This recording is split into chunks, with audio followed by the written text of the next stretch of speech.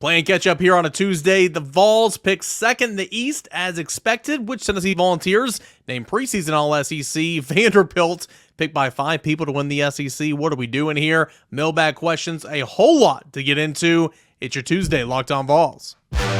You are Locked On Vols, your daily podcast on the Tennessee Volunteers. Part of the Locked On Podcast Network, your team every day.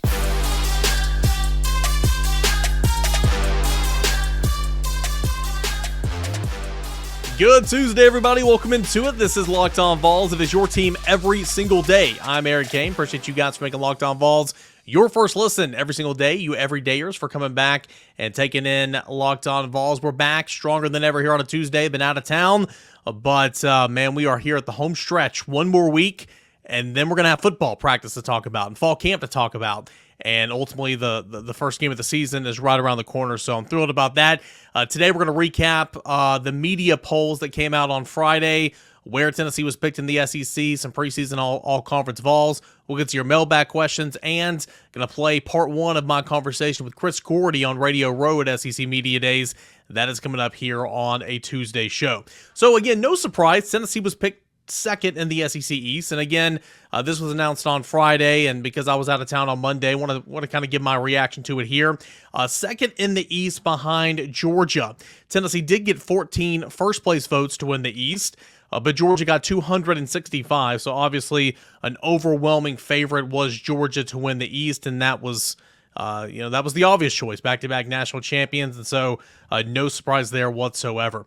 But behind Tennessee in the East was South Carolina, who got 3 first-place votes. Kentucky was in 4th, got 1 first-place vote. Florida, Missouri, and then Vanderbilt, which got 8 votes to win the SEC East. I'll get to that here in just a moment. But pretty much, you knew it was going to be Georgia. You had a strong suspicion that Tennessee was going to be the second-place team. There was a coin flip, rather, for South Carolina or Kentucky to come in 3rd. My vote was for Kentucky, but I'm not surprised whatsoever that South Carolina's picked to finish 3rd behind Tennessee. And then Florida in 5th, Missouri 6th, Vanderbilt 7th.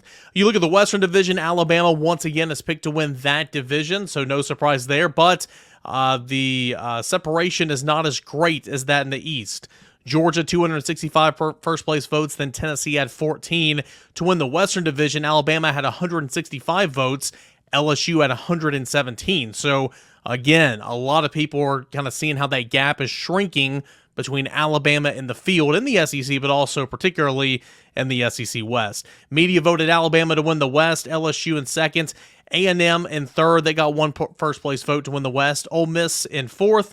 Arkansas 5th. It got 3 first-place votes. Auburn in 6th. It got 4 votes to win the SEC West, which is funny.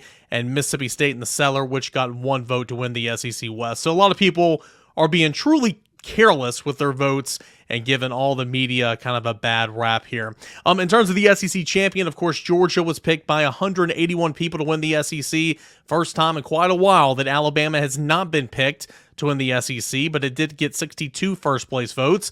LSU was in 3rd with 31 first-place votes, and then a big separation here. You had Georgia 181, Alabama 62, LSU 31 votes to win the SEC. Tennessee comes in tied for 4th with, wait for it, Vanderbilt with 5 votes to win the SEC. The Vanderbilt thing, just throw it out the window. It's people trolling. It's people not taking their job seriously. Arkansas got 2 votes to win the SEC. Probably a part of the Arkansas media. Auburn as well got 2 votes. Had to be part of the Auburn media. And the same with Mississippi State and South Carolina. So those are the teams that got votes to win the SEC. But it's Georgia overwhelmingly, Alabama in 2nd, LSU, and then there's a large drop-off before Tennessee comes in with 5 first-place votes. So, again, no surprise whatsoever. We thought Tennessee was going to be number 2, voted on number 2 in the SEC East behind Georgia. It was. The only question was kind of who would be behind Tennessee, whether it be Kentucky or South Carolina. The media voted South Carolina. I am a bit surprised that there's this big of a drop-off between LSU to Tennessee in terms of who would win the SEC. No surprise that Georgia's picked to win the SEC. Alabama's in 2. I thought LSU might be a little closer to Alabama. That's still 31 votes that separates the two teams, 62 to 31, but 31 to 5, LSU to Tennessee. That's a bit surprising to me. We look at the preseason All-SEC teams and kind of surprised here. I guess not shocked, but no Tennessee Volunteer was picked first team preseason All-SEC. You did have four. Let's see here. You did have four that appeared on one on the second team and then three on the third team. And again, this is all offense. There's no Tennessee Volunteer on defense that appeared on the first three teams voted on by the media. We'll get to that in a moment. Second team, wide receiver Brew McCoy, which isn't a shock whatsoever. Here's a surprise, couple of them really. Your third team quarterback is Joe Milton. We've had this conversation. It was a show a couple of weeks ago. Can Joe Milton be an all-SEC preseason quarterback pick? And I said that there's going to be a lot of people that will vote him because he's kind of the talk of the town. He's a very intriguing quarterback prospect coming into the SEC, which lost a lot at the position from last year. So I thought it was possible, but with KJ Jefferson getting second team honors and Jaden Daniels getting first team honors, I mean, where's Will Rogers? I thought Will Rogers would likely be there as well, and he is behind Joe Milton. He and Joe Milton kind of, both, they put two quarterbacks on the third team, so they were tied. But I'm even in that respect, I'm surprised that Joe Milton's high Will Rogers, because it's all about what have you done for me, not projections, but it's what have you done for me. And Will Rogers has done a whole lot more than Joe Milton as a starting quarterback. But anyway, it's good to see there. It's good to show. I mean, it just goes to show you how popular Joe Milton is and how intriguing a lot of people are to see him play in this offense this year. So that was a surprise, a pleasant surprise. That was pretty cool to see Joe Milton earn third team preseason All-SEC honors. So that was kind of cool. And then two other volunteers, mentioned Brew McCoy on the second team, a wide receiver, Joe Milton, quarterback of the third team, Javonte Spraggins on the offensive line on the third team, and Cooper Mays on the offensive line as a third-team offensive lineman, center, really.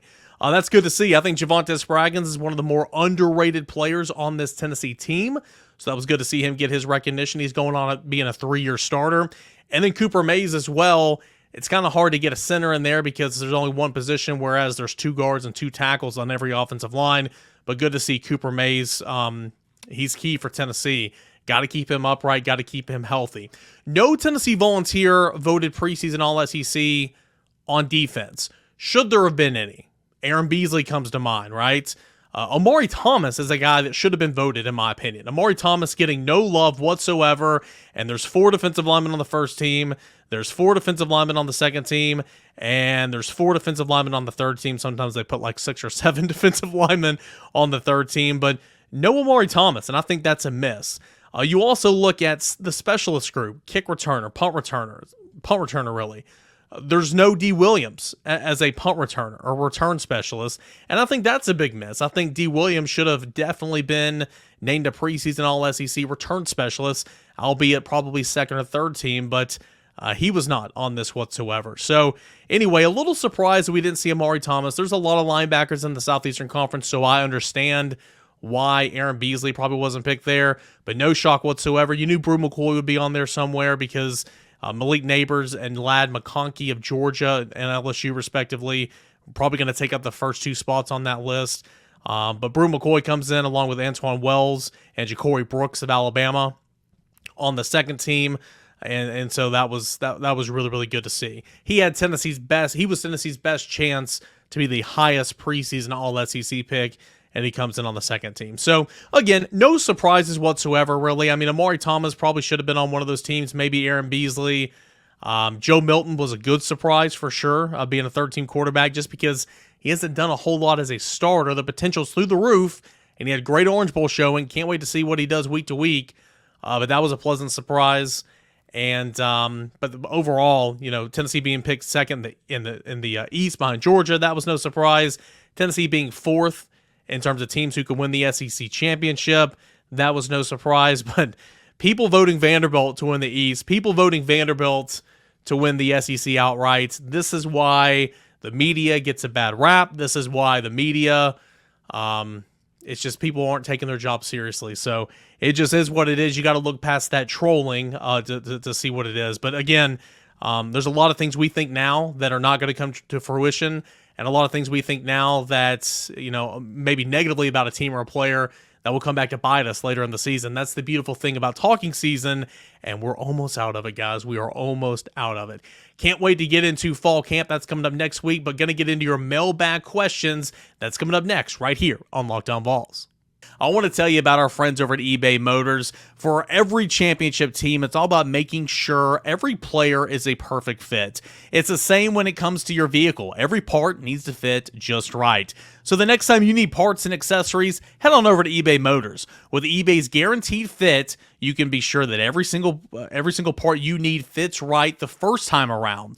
Just add your ride to the My Garage and look for the green check to know if the part will fit or your money back. Pretty good deal there, right? Because just like in sports, confidence is the name of the game when you shop at eBay Motors.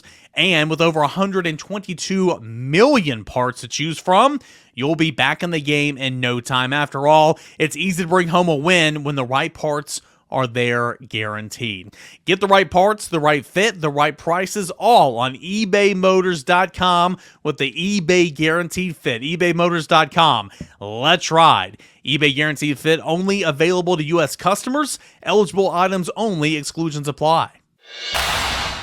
Appreciate you guys, as always, for being here on Locked On Vols. Shout out to Everydayers. If you want to come in Everydayer, go ahead and subscribe to Locked On Vols on the YouTube channel. Back in the top 100 for football podcasts in America. Thank you so much for making that possible. And continue to subscribe wherever you get your podcasts and on YouTube as well. Can't thank you enough. Let's get into a mailbag portion of the show. And for that, we will start with Trevor. Mailbag every single Tuesday right here on Locked On Vols. And it's when you get to take over the show if you're an everydayer. Trevor says, for Twitter Tuesday, who are you taking in a game between 2016 Tennessee, coached by Josh Heupel, or 2022 Tennessee, coached by Butch Jones? I like 2016, and I don't know how close it would be. Yeah, man, I'm with you. Okay, so you go back to that 2016 Tennessee roster.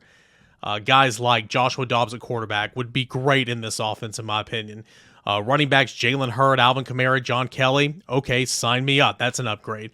Quarterback, you can't really say it's an upgrade from Hendon Hooker because Hendon Hooker was so good, but I mean, Josh Dobbs, right? I mean, before Hendon Hooker, he was the best quarterback since Clausen, Ainge, and of course Morton, Manning. I mean, there's not Bray. I always forget Bray in that conversation, but Josh Dobbs is a great quarterback, so it's hard to say after the year Hendon Hooker had that this would be a downgrade. But anyway, you're still in good hands. But you have Josh Dobbs at quarterback, Hurd and Kamara at wide receiver or at running backs, John Kelly as well. You look at wide receivers, and you have Josh Malone, you have Juwan Jennings, you have Jason Kroom, you have Preston Williams. Alvin Kamara was second on the team in receptions that year. You're pretty good at wide receiver as well. And then you look at defense, guys. I mean, Emmanuel Mosley, NFL guy, Derek Barnett, a former first-round guy. You've got Todd Kelly, Rashawn Golden, Darren Kirkland Jr. before all the injuries, Elliott Berry, Malik Foreman, Cameron Sutton. This is Jalen Reeves-Maben. Can I go on and on? This is a really, really solid team. And obviously the 2022 Tennessee team was very solid as well.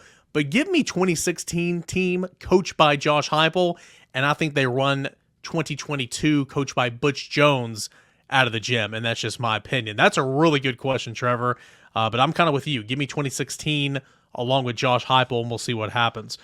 Next, we will go to James. James wants to know, can you give a general baseball updates? I've heard Denton signing as a free agent, so we haven't seen him do that yet, so can we assume that he's coming back? What about transfer from Alabama? Any updates on any other transfers? Any news we need to know?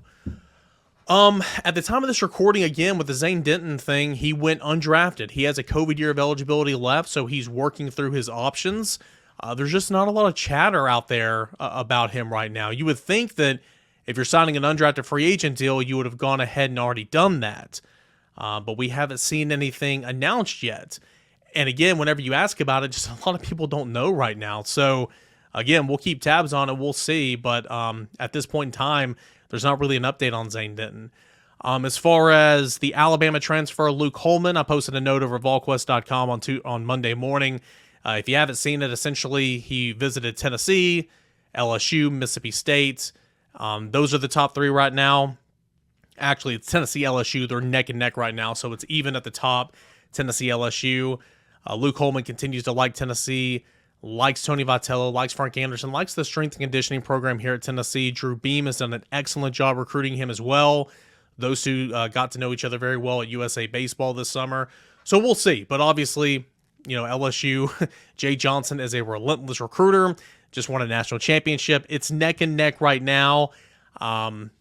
We'll see how the week goes. The families put a deadline of Thursday on the table, so we should be able to, find out some news this week for sure on that. James, I appreciate the question. No, at this time, no targets in the portal in terms of a shortstop, but that can always change. We will go next to Willie.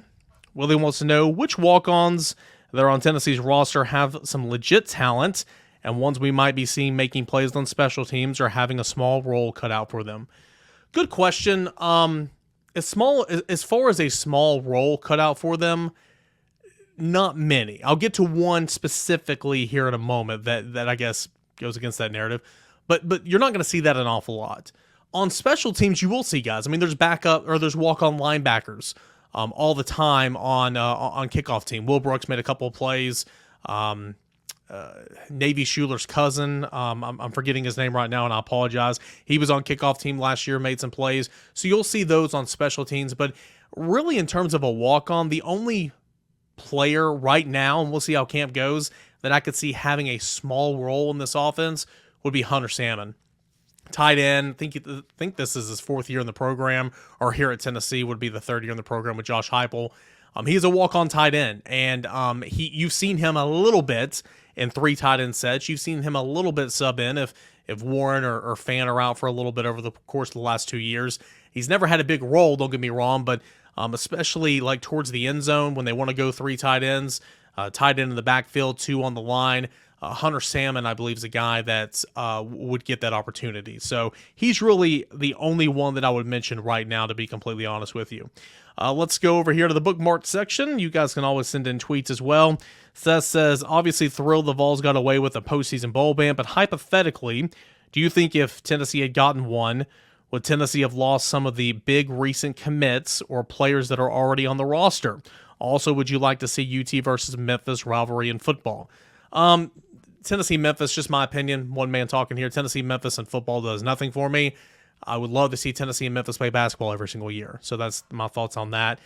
And Tennessee, of course, did not get a bowl ban, but hypothetically, say Tennessee got a year or 2 of a bowl ban, and that was the news on Friday, absolutely, I think that could have changed some things. I think guys committed already in this 2024 class. I think some of those guys could have potentially decommitted and left because especially if it was a 2-year bowl ban, who wants to go to college and not even have the opportunity to play for a championship in 2 of the 3 years you're there potentially, or 2 of the 4 years, depending on who you are and your NFL aspirations and potential. So I think absolutely some of that could have changed. Thankfully it won't. Tennessee did not get a bowl ban, and Tennessee has recruited the entire last 2.5 years saying, hey, we do not think we're going to get a bowl ban. We do not think we're going to get a bowl ban. But of course you didn't know for sure until Friday. But as far as the guys on the current roster, the transfer portal window is already closed. So in terms of getting, eligible to play right away, I think it would be, especially in conference, it wouldn't happen, but it would be more of a challenge, I guess is what I'm trying to say. So anyway, I think it would have been tough, but in terms of recruiting, for sure, I think some of those guys in the 24 class might have looked elsewhere if that was the case. Of course, it was not. Let's go to Tony. Not a question, but want to take a moment and congratulate the former Lady Vols repping their countries in the Women's World Cup. It's been awesome hearing the commentators acknowledge their colleges and seeing Vols representing on the world stage. Absolutely. Couldn't agree more, Tony. The Women's World Cup going on right now, and there's some orange there. Let's go to Sam Smith. Will we be hearing the fantastic song Hawaiian Superman at Lindsey Nelson Stadium this upcoming season? I'm trying to check on that at the time of this recording. I haven't heard back from a couple people I've checked with in terms of that situation. Pretty much the date for drafted players to sign contracts with the professional teams that drafted them is later today at 5 o'clock, Tuesday at 5 o'clock Eastern time. Of the top 10 draft picks for the San Francisco Giants, Maui Ahuna, being drafted in the 4th round, is the only player that is not signed so far. So that is kind of noteworthy. In baseball, it's really interesting. You can be drafted. If you don't come to terms on an agreement for a contract, you can come back to college if you have eligibility, which Maui does. You can go play independent baseball. You can do a lot of different things.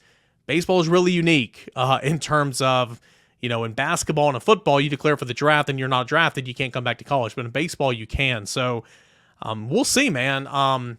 It's interesting. There's a catcher from Louisville that was the 11th round draft pick from San Francisco, and he's not signed yet. So there's only so much money to go around, and we'll see exactly what happens with Maui. But that's something to be watching out for. At the time of this recording on a Monday night, Maui Ahuna has not signed his contract. If he does not sign by that deadline, we will see.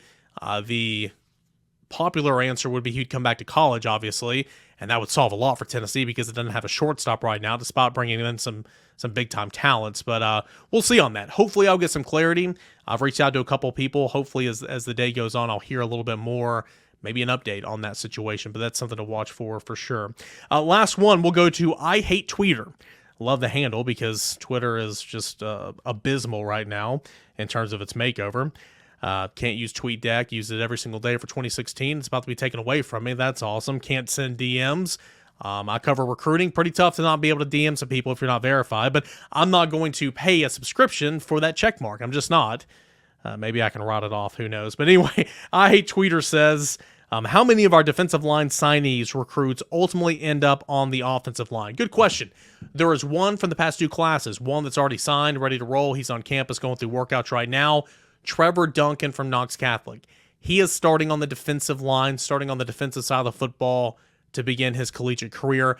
I believe, personally, his future is as an offensive tackle. When will that happen? I don't know. Will that happen? I don't know. But he's got the frame to hold weight. He's got quick feet. I think he can make some money as an offensive lineman at tackle, but he will start out as a defensive lineman, but that's one to watch over the course of, his career. Another one is Jeremiah Hurd. He is in the committed class for 2024. Just jumped in to the On 300, the top 300 prospects in the country by On 3, who I work for over at VolQuest.com. Brand new to the sport. He's a basketball player, but brand new to the sport. Huge guy, about 6'8", around 300 pounds. We'll see where he starts out when he gets to Tennessee, but I think his future, again, is an offensive tackle. You want a good pace, you want good feet, you want strong guys, athletic guys playing tackle, and I think both of those guys kind of fit that mold. But those would be the 2 that I would be watching for. Trevor Duncan now, as he's starting his Tennessee career, and of course, Jeremiah Hurd, who's coming up here in the class of 2024.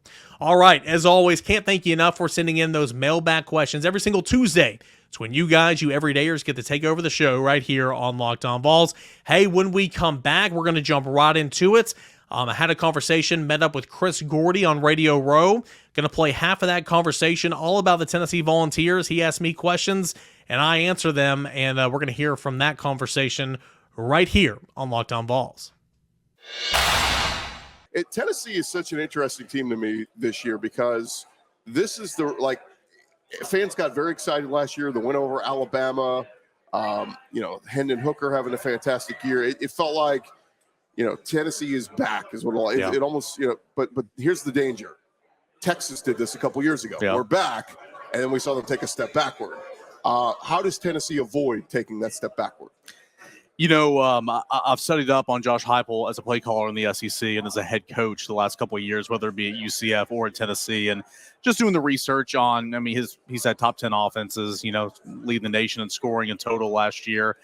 And if you go back all the way to 2018, he's had a couple of different quarterbacks, and these quarterbacks are not the same, types of people. And he's found success with every single quarterback. And so I don't like having blind faith because I think that's when you get in trouble. But we talked about this on Locked On Vols. If you look at the stats, and even if you go back to his time at Oklahoma with different quarterbacks, the play caller or as a quarterback's coach, the success has followed Josh Heupel. So, is Joe Milton going to be Hendon Hooker? No, Joe Milton's going to be Joe Milton. Will that be good enough to get Tennessee where it was last year? 10 wins in the regular season, 11 wins in the bowl game. We'll find out, but I have faith the offense is going to score. I have faith the offense is going to score around 40 points, 38, 40 points a game. be a top 10 offense in the league.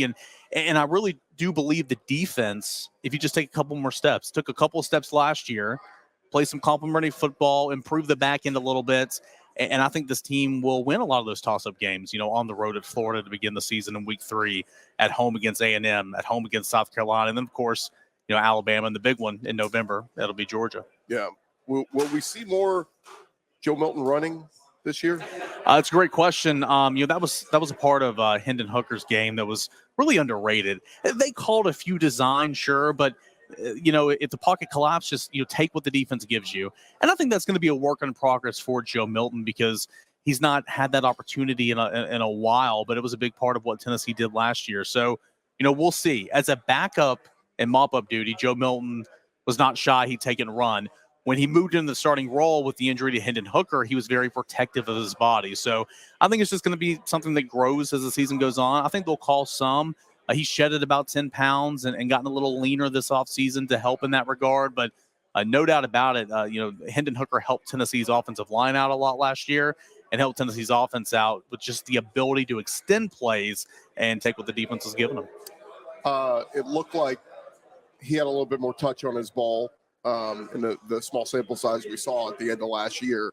How important is that for Milton, having a little bit more touch? We know he can throw it 80 yards, but having that touch where he's connecting with receivers. Well, it's huge because if you go back and look at his stats, back to being a starting quarterback in Michigan, the thing that's always plagued him is completion percentage, quarterback rating. He's not been a very accurate passer. And he was not a very accurate passer his first couple of quarters as Tennessee's starting quarterback in 2021. But last year he was. And again, small sample size, but I think he completed 65% of his passes. That's easily a career high for Joe Milton. And so if you can get a little bit more than that, I think that's going to be huge for him. He'll overthrow Joe will be yelled at Neyland Stadium a couple of times this year, no doubt about it. But if you can hit on those short to intermediate passes to set up those deep bombs, I think that's the step he's got to take. And it looks, again, from the sample size last year, it looks like he's taken a step in that regard. I love Bazooka Joe. That's just no better nickname. Yeah. What about the rest, the other pieces on the offense? Do we feel good about the offensive line? Offensive line, a lot of questions. You're replacing Darnell Wright at number 10 overall at right tackle. You're replacing Jerome Carvin, a 4-year starter at left guard. John Campbell coming over from Miami. He's going to slide in and start at left tackle. And then you got the 2 tackles that played that last year. Flipping over to the right side with Gerald Mincy and J.J. Crawford. We'll see who wins that battle. But overall, Tennessee's got to find a left guard. That's a huge question right now. It's going to be Ollie Lane, a longtime reserve. It's going to be Addison Nichols, a rising sophomore. Andre Carrick coming over from Texas will have an opportunity there. Offensive line will not be as talented as last year, obviously, but I do think that it's going to be good enough to where it'll allow Tennessee to do what it needs to do. What about the backfield? I know the running back, Jalen Wright, Jabari Small, a lot of those guys were banged up in the spring. We didn't see much of them in the spring game. Where are we with the running backs? The offseason talk is Jalen Wright's gonna really kind of break out this year. He's good friends with Jalen Hyatt, and of course Jalen Hyatt had that breakout year last year. I'm not saying that it's going to be to that extreme, but he's continued to put on good weights. Adding the armor, as Jerry Mack says. I think he's explosive. I think he was Tennessee's best back last year, but he just didn't get a whole lot of run, no pun intended. I still think it's going to be a Jabari Small and Jalen Wright sharing the workload. You have Dylan Sampson as well, who looked good as a true freshman. You add to it with Cam Selden. I think Tennessee's running back room, I don't think it's going to be the best of the SEC, but I think it's one of the deepest and, one of the better looking units top to bottom, just from experience alone. Yeah, it's and we know they were maybe an underrated running team last year that, Hendon Hooker grabbed all the headlines, but they ran the ball really well. Well, that's the thing about Josh Heupel's offense. Everyone thinks it's an air raid. It's not an air raid.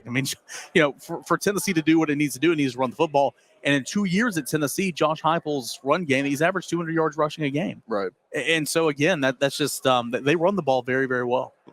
Let's talk about the defense. We know there were some good moments last year. There were some bad moments. Where are you on this defense? Yeah, again, like I said a moment ago, I think, knowing the South Carolina game happened, you can't erase it just because it was so bad. But the defense really did take some steps last year in the right direction. Now, the secondary's got to improve. You return pretty much everybody minus one safety. You add to that with Gabe Judy Lawley and some freshmen that you like. can you be at a point this year to where, okay, we're going to start with the same guys, but once you make a mistake, we have faith to where we'll go get you out of that game. Tennessee couldn't do that the last couple of years in the secondary. So that's the question I have there. But linebacker, as deep as that room has ever been, Tennessee's going to play 5 to 6 linebackers. You feel good about that. And the defensive line with Rodney Gardner, I mean, those units over his career, they get better and better and better as the year goes on. Tyler Barron, can he finally stay healthy and do something for Tennessee? And replacing Byron Young, that's a big loss up front as well, but Amari Thomas is going to help with that. Who will lead the team in sacks? That's a good question. Man, Tennessee's got 4 Leos that are going to play, and they can package it up in pass rushing situations and all that. But you got Roman Harrison, who's been there 5 years, it feels like. He plays a lot of snaps, but he doesn't get home a lot. And then you have the high upside guys, the James Pierce, the Joshua Josephs, and a true freshman, and Caleb Herring. All these guys are long, explosive. I think they're all going to play. So I would say it's probably going to come out of that bunch. But for right now, I will say give me Joshua Josephs. I think it will lead Tennessee in sacks. All right, that was part 1 of my conversation from Radio Row at SEC Media Days last week with our guy Chris Gordy of Locked On SEC. I'll play part 2 maybe tomorrow, maybe later this week, but a lot of good stuff there on the University of Tennessee. All right, that is going to do it here for this edition of Locked On Vols. Can't thank you enough for sending in those questions for the mailbag edition of the show. We recap Tennessee being picked second in the East, where it fell in terms of SEC overall predictions, preseason all-SEC players. Tennessee had 4 of them, including quarterback Joe Milton as a third-team preseason all-SEC quarterback. That's pretty cool to see. We answered your questions and, of course, heard my conversation with Chris Gordy. Tons and tons of stuff to get into this week as we inch closer to the start of fall camp. That's coming up next week with Media Day on Tuesday, and no better place to find all that coverage than right here every single day. Locked On Vols, 30 minutes or less on your favorite team, the Tennessee Volunteers. Continue to support the show by liking this video on YouTube, subscribing to the channel, following and subscribing, please, wherever you get your podcast. We are a top 100 football podcast, and it's all because of you. We'll be back tomorrow. This is Locked On Vols.